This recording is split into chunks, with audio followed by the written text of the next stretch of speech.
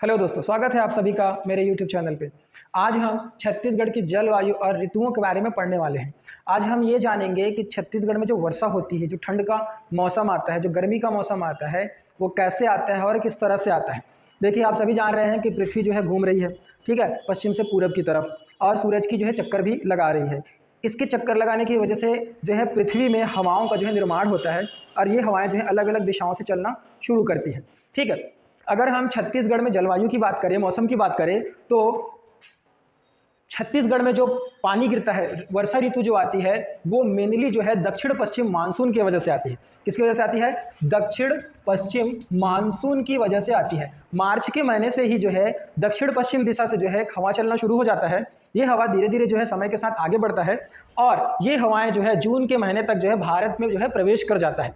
जो ये हवाएं जो है अपने साथ में जो है बहुत सारे जो है वर्षा को जो लेके आती है और भारत में और भारत के साथ साथ जो है छत्तीसगढ़ में जो खूब बारिश जो है कराती है। अगर भारत की मैं बात करूं तो भारत में दक्षिण पश्चिम मानसून का जो आगमन होता है वो 1 जून को हो जाता है, ठीक है। 1 जून को केरल के मालाबार तट, केरल के मालाबार तट से ये मानसून टकराती है और केरल में जो है वर्षा कराती है, ठीक है। तो 1 तारीख में भारत में दक्षिण भाग में प्रवेश कर चुका है। पूरे भारत में प्रवेश करने में 5 से 10 जून का जो है समय लगता है। हमारे छत्तीसगढ़ की अगर मैं बात करूं तो ये छत्तीसगढ़ में 10 से 15 जून के अंतर्गत जो है ये मानसूनी जो हवाएं प्रवेश कर जाती है। क्योंकि अगर हम लोग हमारे भारत के भौगोलिक स्थिति की बात करें तो भारत जो है उष्णकटिबंधीय क्षेत्र के अंतर्गत आता है।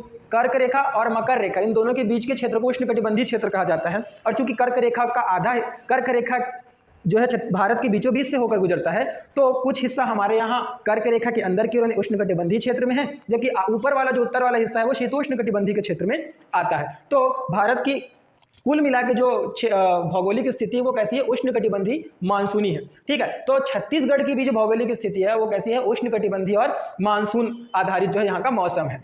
क्योंकि कर्क रेखा भारत के बीचों बीच से होकर गुजरता है और छत्तीसगढ़ से भी होकर गुजरता है, तो छत्तीसगढ़ की भी जो जलवायु है वो उष्णकटिबंधीय के साथ साथ कुछ हिस्सा उसका आर्द्रता वाला हो जाता है, शीतोष्णकटिबंधीय वाला, इसीलिए जो है उपाद्र जलवायु, ठीक है। कर्क रेखा के पास में स्थित है, कर्क रेखा हमारे छत्तीसगढ़ से होकर गुजरता है, इसलिए यहाँ की जलवायु कैसी है? उपाद्र जलवायु है। साथ में उपाद्र महाद्वीपीय भी है, क्योंकि हमारा जो छत्तीसगढ़ है वो भू आवेशित क्षेत्र है, तो उपाद्र महाद्वीपीय भी हो जाता है। तो यहाँ पर 3 जो शब्द दिए गए हैं उनको हमको याद रखना है कि छत्तीसगढ़ की जो जलवायु है उष्णकटिबंधीय मानसून पर आधारित जो है जलवायु है। उष्ण भी है और आर्द्र भी है, उपाद्र जलवायु भी है और साथ में उपाद्र महाद्वीपीय भी जलवायु है। तो बात करते हैं दक्षिण पश्चिम मानसून की। तो दक्षिण पश्चिम मानसून 1 जून को जो हमारे छत्तीसगढ़ में भारत में प्रवेश कर जाती है और छत्तीसगढ़ में प्रवेश करने में इनको लगता है 10 से 15 जून का समय। आइए जो है अच्छे से समझते हैं कि छत्तीसगढ़ में किस तरह से पानी गिरता है। देखिए, छत्तीसगढ़ में 2 तरह से जो है पानी गिरता है। एक तो गर्मी के समय में ग्रीष्मकालीन हवाओं की वजह से ग्रीष्मकालीन ऋतु वर्षा, और दूसरा शीतकालीन वर्षा। जो ग्रीष्मकालीन वर्षा होता है वो सबसे ज्यादा प्रभावकारी होता है छत्तीसगढ़ के लिए, जबकि शीतकालीन वर्षा जो कम रूप से होता है, लगभग 10% होता है। शीतकालीन जो वर्षा होता है वो दक्षिण पश्चिम मानसून की वजह से होता है, जिसको मैंने यहाँ पर आप लोगों को बताया कि दक्षिण पश्चिम की तरफ से एक हवा चलती है जो मालाबार तट से जो है केरल के 1 जून को टकराती है और यहाँ पानी गिराती है। यही दक्षिण पश्चिम मानसून आगे बढ़ती है और 10 तारीख से 15 तारीख के बीच में जून के छत्तीसगढ़ में प्रवेश कर जाती है और वहां पानी गिराती है, ठीक है। ये जो पानी जो गिराती है 2 हिस्सों में देखो बढ़ गया। यहाँ मालाबार तट से टकराया दक्षिण पश्चिम मानसून और 2 हिस्सों में बढ़ गया, अरब सागर और बे ऑफ बंगाल की तरफ चला गया। अरब सागर की तरफ जो हवाएं गई है, ये हवाएं जो है इन हवाओं के कारण से, इन गर्म हवाओं के कारण से अरब सागर का जो पानी है वो क्या होगा? वेपराइज होगा, वाष्प में बदलेगा और आगे जाके जो है बदली बना के पानी गिराएगा। कहाँ? पूरे भारत के पश्चिमी क्षेत्रों में। लेकिन छत्तीसगढ़ में बहुत ही कम पानी गिराएगा, लगभग 10%। लेकिन बंगाल की खाड़ी की जो वाष्प होता है, जो बदली बन के जो है छत्तीसगढ़ में पानी गिराता है, वो सबसे ज्यादा होता है 90%। क्योंकि इधर क्या है? रोकने के लिए कोई चीज है नहीं। देखिए, इधर पूरा पहाड़ है, पश्चिमी भाग, ठीक है, विदर्भ की पहाड़ियां, और जो है इधर मैकल श्रेणी है। मैकल श्रेणी सबसे ज्यादा प्रभावकारी होता है छत्तीसगढ़ के लिए। वो पूरा का पूरा अरब सागर की जो भी हवाएं बदली लेकर जो है आती हैं उन सबको रोक देता है और जो है दूर जाके जो है वर्षा करवाता है, ठीक है। तो पास में वर्षा नहीं कराने देता। उस वजह से क्या होता है? अरब सागर की वजह से पानी कम गिरता है। बंगाल की खाड़ी की वजह से ज्यादा इसलिए गिरता है क्योंकि ये वाले क्षेत्र में जो भी पहाड़े हैं वो ज्यादा ऊंचा नहीं है, तो उन पहाड़ों को बदली जो है पार करके जो है आगे बढ़ के जो छत्तीसगढ़ में पानी गिराता है, ठीक है। अब ये तो हो गया आपका दक्षिण पश्चिम मानसून की वजह से पानी का गिरना। छत्तीसगढ़ में याद रखिएगा सबसे पहले जो मानसून का जो आगमन होता है वो बस्तर क्षेत्र में होता है। कहाँ होता है? बस्तर। और बस्तर ऐसा क्षेत्र है, पूरा बस्तर का संभाग, जहां सबसे ज्यादा पानी गिरता है, ठीक है। उसमें जो नारायणपुर वाला जो क्षेत्र है, ठीक है, नारायणपुर में जो अबूझमाड़ है, अबूझमाड़ वाला क्षेत्र को जो है छत्तीसगढ़ का चेरापूंजी कहा जाता है, ठीक है, क्योंकि यहाँ सबसे ज़्यादा पानी गिरता है। यहाँ की जो औसतन वर्षा है, यहाँ की जो चेरापूंजी वाला जो मैं बोल रहा हूँ ना आप लोग को, नारायणपुर में जो अबूझमाड़ है, वहाँ की औसतन वर्षा लगभग 187 सेंटीमीटर है, जो कि बहुत ही ज़्यादा है।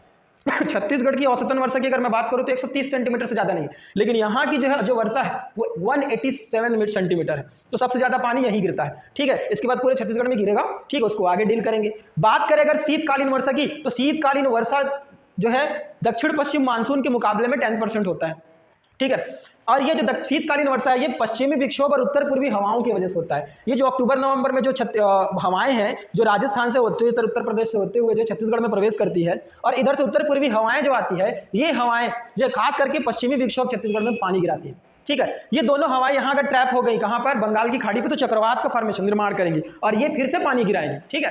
तो और यही हवाएं जो है उत्तर पूर्वी हवाएं आगे बढ़कर जो है नवंबर के लास्ट तरफ आंध्र प्रदेश और तमिलनाडु में पानी जो है गिराएगी, ठीक है। तो ये हो गया आपका वर्षा वाला क्षेत्र। अगर मैं एरिया वाइज बताऊं तो एरिया वाइज मैं आगे बताऊंगा आपको कि छत्तीसगढ़ में कहां ज्यादा पानी गिरता है और कहां कम गिरता है, ठीक है।